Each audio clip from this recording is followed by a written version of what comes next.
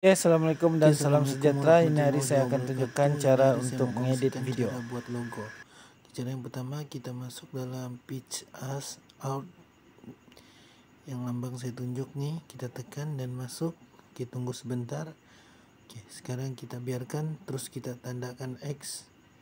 Oke, kemudian masuk, terus tekan tambah tuh yang saya tekan. Kemudian kita masuk di slide dia pergi bawah.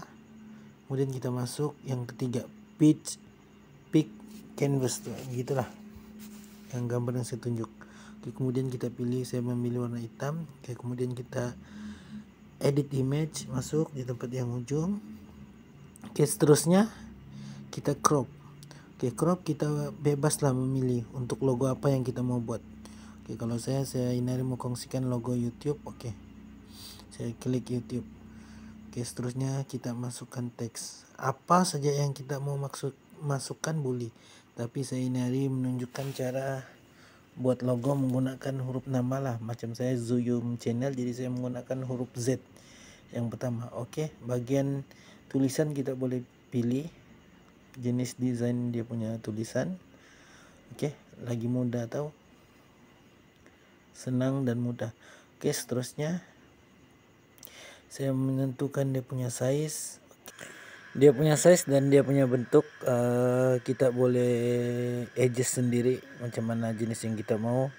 Oke, masuk ke dalam teks, kemudian kita masukkan jenis huruf yang kita mau.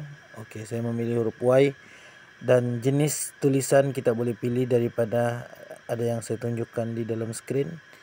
Oke, seterusnya kita boleh memilih dia punya bentuk-bentuk desain, size, dan macam-macam lagi lah bentuk. Kalau saya memilih yang mudah sekali, adalah saya hanya guna warna yang standard dan sesuai dengan saya punya background lah. Bagi saya lagi simple lagi oke, tapi tidak kisahlah kan apa jenis yang desain yang kita mau buat, sebab itu kita punya sendiri. Oke, saya memilih warna di siring, banyak jenis lah. Kita boleh ikut kita punya creativity sendiri lah. Oke, jenis warna pilih, memang dia sesuai lah, application yang sesuai untuk kita edit buat logo, dan caranya guna dia pun sangat mudah. Maksudnya kita boleh buat logo sendiri dengan idea kita sendiri.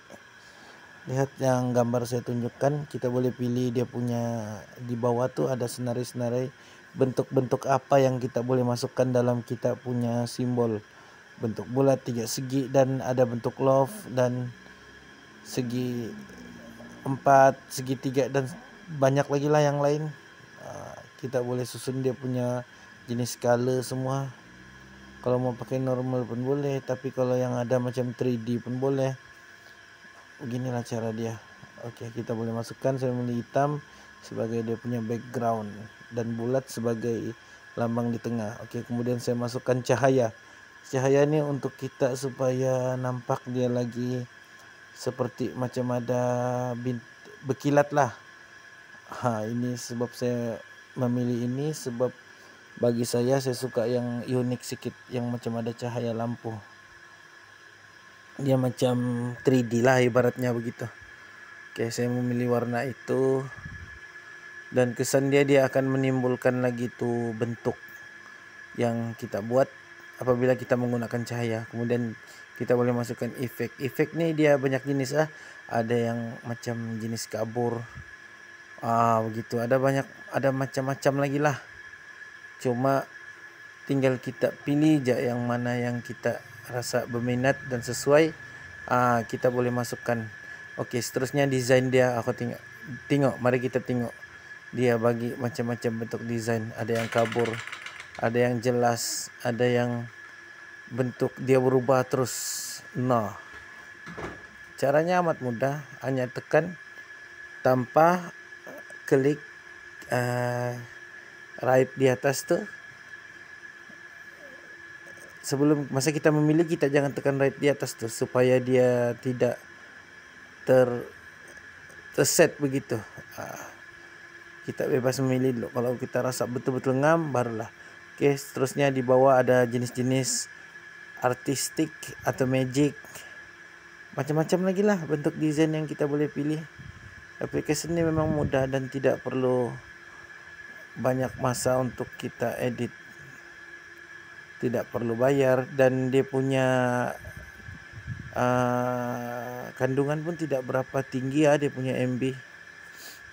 Oke, seterusnya saya sudah siap.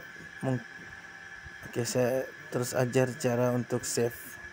Oke, kemudian kita masuk ke filenya, terus skip dan save. Oke, apabila save, kita masukkan dia ke dalam account kita, macam dalam format telepon kita, kemudian dia akan tersimpan di dalam galeri. Oke, apabila tersimpan dalam galeri, kita tidak perlu klik untuk bayaran sebab kita